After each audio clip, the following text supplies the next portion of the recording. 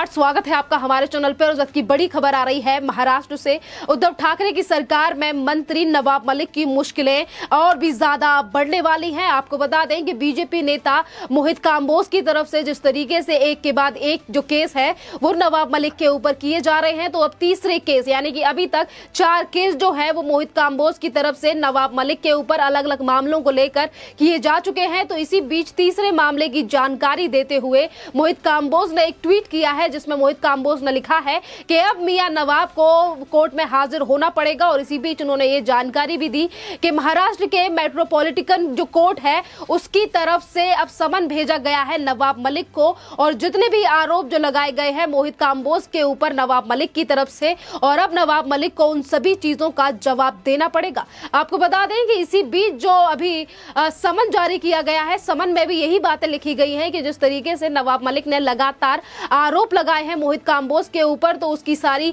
अब जो डिटेल है और किस आधार पर नवाब मलिक की तरफ से ये आरोप लगाए गए थे मोहित कांबोज के ऊपर, अब इन सारी बातों का जवाब दे नवाब मलिक। नवाब मलिक की मुश्किलें जो है वो लगातार बढ़ती चली जा रही हैं, क्योंकि जहां एक तरफ सरकार के नेताओं में आपस में मनमुटाव दिखाई दे रहा है, तो वहीं दूसरी तरफ नवाब मलिक की मुश्किलें कम होने का नाम नहीं ले रही हैं। खैर, ये चीजें नवाब मलिक ने खुद ही शुरू की थी। आप सभी को पता है 3 अक्टूबर से जिस तरीके से लगातार ये सिलसिला शुरू हुआ, शाहरुख खान के बेटे की गिरफ्तारी ड्रग मामले को लेकर हुई, और नवाब मलिक ने अपने दामाद को लगातार बचाने के लिए इन सब चीजों का आरोप प्रत्यारोप की राजनीति तब से करना शुरू कर दी। जिसके बाद उन्होंने जहां एक तरफ बीजेपी को घेरने का प्रयास किया, तो वहीं अब नवाब मलिक खुद फंसते हुए नजर आ रहे हैं, क्योंकि जहां एक तरफ मोहित कांबोज की तरफ से उन सभी जो आरोप नवाब मलिक की तरफ से लगाए गए उनको लेकर एक के बाद एक केस डाले गए हैं। पहला केस हुआ जिसमें उन्होंने कहा कि मानहानि का केस मैंने किया है नवाब मलिक के ऊपर, वो भी 100 करोड़ रुपए की मानहानि का केस। और उसके बाद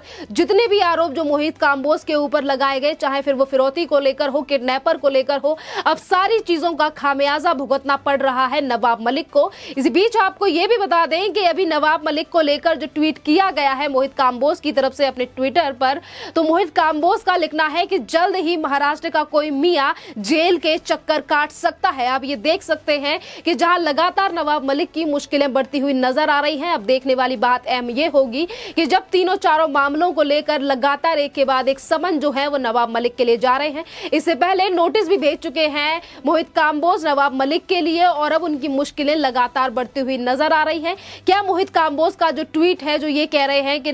मियां नवाब अब जेल जा सकते हैं, ये देखने वाली बात होगी। खैर, जो समन भेजा गया है उसमें ये बात कह दी गई है कि नवाब मलिक को 30 दिसंबर से पहले कोर्ट में हाजिर होना है, क्योंकि समन जो है वो उन्हें भेज दिया गया है। इसी बीच आपको ये भी बता दें कि जो पहला मामला मानहानि का था उसको लेकर 29 नवंबर को नवाब मलिक को पहले ही बेल मिल चुकी है। उन सभी चीजों को लेकर बेल मिल चुकी है। बाकायदा वहां पर कोर्ट की तरफ से 15,000 रुपए का हर्जाना भरवाया गया था नवाब मलिक की तरफ से, और उसके बाद उन्हें बेल मिली। और अब नवाब मलिक अपने ही बिछाए जाल में फंसते हुए नजर आ रहे हैं, क्योंकि उन्हें लगातार बीजेपी के नेताओं को लेकर एक के बाद एक बड़ा आरोप लगाया। महाराष्ट्र के पूर्व मुख्यमंत्री देवेंद्र फडणवीस और उनकी वाइफ को लेकर राजनीति करने के लिए उनकी बीवी का नाम लिया, तो वहीं दूसरी तरफ मोहित कांबोज को लेकर और उनके साले को लेकर ये तक नवाब मलिक ने कहा था कि जो पुलिस थी यानी कि जो एनसीबी लगातार महाराष्ट्र से गिरफ्तारी कर रही है, शाहरुख खान के बेटे को गिरफ्तार किया गया है। तो इसी बीच मोहित कांबोज के साले को भी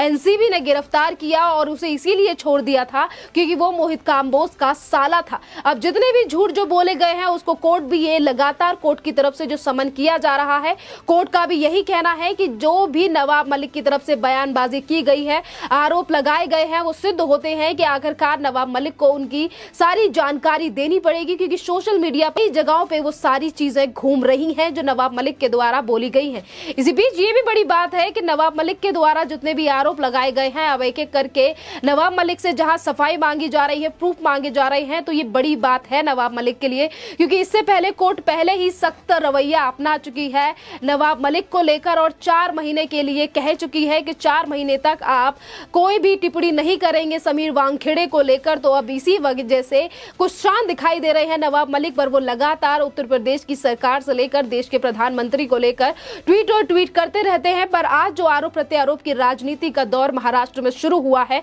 उसका सबसे ज्यादा खामियाजा जो भुगतना पड़ रहा है वो महाराष्ट्र के नेताओं के लिए ही भुगतना पड़ रहा है, क्योंकि जहां एक तरफ संजय राउत के ऊपर भी एफआईआर दर्ज हो चुकी है, उन्होंने बीजेपी की महिलाओं के लिए यानी कि जो वर्कर्स महिलाएं हैं उनको लेकर अपशब्द का इस्तेमाल किया, गाली गलौज जैसे शब्दों का इस्तेमाल किया, तो उनके ऊपर भी दिल्ली के मंडावली पुलिस स्टेशन में एक FIR दर्ज हो चुकी है। और इसी बीच अगर हम नवाब मलिक को देखें तो उनके ऊपर भी एक के बाद एक केस दर्ज हो रहे हैं, चाहे फिर वो नवाब मलिक के उन आरोपों को लेकर हो जो कि उन्होंने ज्ञानदेव वानखेड़े या फिर उनकी परिवार या फिर समीर वानखेड़े की बीवी को लेकर लगाए हों। समीर वानखेड़े के परिवार की तरफ से भी कई बार जो है वो पुलिस स्टेशन और कोर्ट में कई जो केस है वो नवाब मलिक के ऊपर डाले गए हैं। और जिस तरीके से लगातार एक एजेंसी की जांच है उसमें खलल डालने की कोशिश नवाब मलिक की तरफ से की गई, अभद्र भाषा का इस्तेमाल किया गया, उसको लेकर देश की जनता की तरफ से कई ऐसे भी एडवोकेट थे जो सुप्रीम कोर्ट तक पहुंचे थे नवाब मलिक के इस रवैये को लेकर। अब दिन प्रतिदिन नवाब मलिक जो अभी तक खोजी बने हुए थे, हर किसी नेता की और ऑफिसर्स की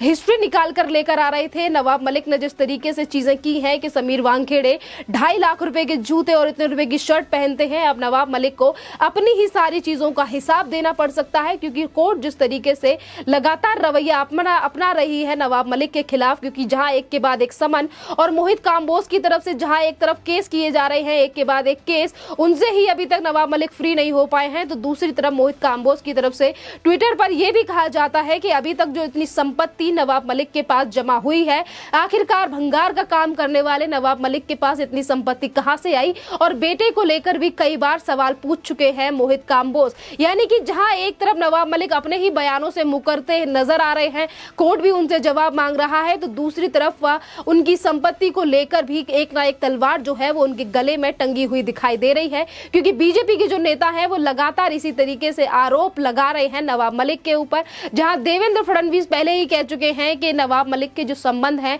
वो अंडरवर्ल्ड के साथ हैं। तो अगर इन सारी चीजों की जांच हुई तो कहां तक नवाब मलिक फंस सकते हैं, और शायद उन चीजों की सच्चाई भी निकलकर सामने आ सकती है कि जिस वक्त पर एनसीबी महाराष्ट्र में लगातार ड्रग माफियाओं को पकड़ रही थी, तो आखिरकार किसको बचाने का प्रयास कर रहे थे नवाब मलिक, और इसीलिए उन्होंने किस चीज को लेकर ये राजनीति शुरू की थी। क्योंकि आप सभी को पता है नवाब मलिक के दामाद समीर गिरफ्तार किया गया था ड्रग मामले को लेकर ही, और जिस तरीके से बेटी की तरफ से भी बार बार पे कहा गया कि हमें फंसाने का प्रयास किया गया है, तो उन्हीं चीजों को सत्य साबित करने के लिए नवाब मलिक ने कई बार प्रयास किया, और अब नवाब मलिक उन चीजों में खुद ही फंसते हुए नजर आ रहे हैं। महाराष्ट्र की सरकार जहां एक तरफ गिरने की कगार पर है, जहां तीनों पार्टियों की आपस में ही एकजुटता नहीं दिखाई दे रही है, तो इसी बीच शरद पवार की पार्टी में भी फूट पड़ती हुई नजर आ रही है। क्योंकि शरद पवार की पार्टी के ही नेता हैं नवाब मलिक, और नवाब मलिक की जो चीजें निकलकर सामने आ रही हैं उसको लेकर पहले ही जहां एक तरफ नवाब शरद पवार पहले कह चुके हैं कि नवाब मलिक जो आरोप लगा रहे हैं, नवाब मलिक जो प्रेस कॉन्फ्रेंस करते हैं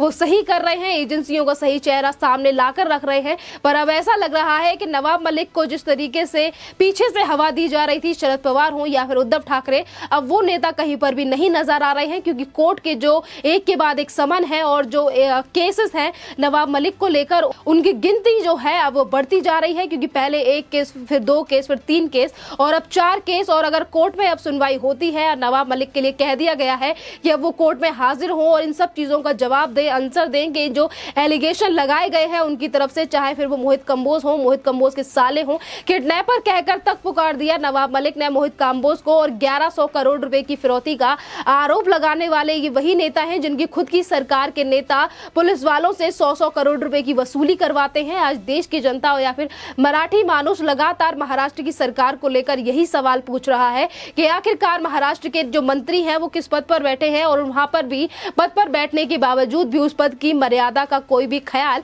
इन नेताओं की तरफ से नहीं रखा जा रहा है। जहां एक तरफ मोहित काम्बोज की तरफ से लगातार भांडाफोड़ हो रहा है नवाब मलिक का, तो वहीं दूसरी तरफ मराठी मानुष भी लगातार हाहाकार मचा रहे हैं इस सरकार को लेकर। क्योंकि जिस तरीके की दशा आज हमें महाराष्ट्र में दिखाई दे रही है वैसी भारत के किसी भी राज्य में नहीं है, और सबसे ज्यादा आर्थिक स्थिति के मामले में भी महाराष्ट्र नंबर 1 पर आता है। अगर महाराष्ट्र की सरकार की बात की जाए तो वो सबसे पीछे खड़ी हुई दिखाई दे रही है, क्योंकि ना ही तो वहां की जनता पर ध्यान दे रही है, ना ही तो किसी और चीज पर, और सरकार का सिर्फ एक ही तरफ ध्यान केंद्रित है। जहां एक तरफ बीजेपी को टारगेट किया जा रहा है, तो वहीं दूसरी तरफ सेंट्रल एजेंसियों को लेकर लगातार राजनीति करने वाले नेता अब एक एक करके फंसते हुए नजर आ रहे हैं, और उन्हीं के ऊपर FIR दर्ज हो रही है। अब देखना अहम होगा कि अब नवाब मलिक की मुश्किलें कम होती हैं या फिर नवाब मलिक जेल के पीछे कुछ दिनों में पाए जाते हैं, क्योंकि इसी तरीके के ट्वीट जो है वो मोहित काम्बोज की तरफ से किए जा रहे हैं। आपका इस टॉपिक पर क्या कहना है, आप हमें कमेंट करके जरूर बताइए। धन्यवाद।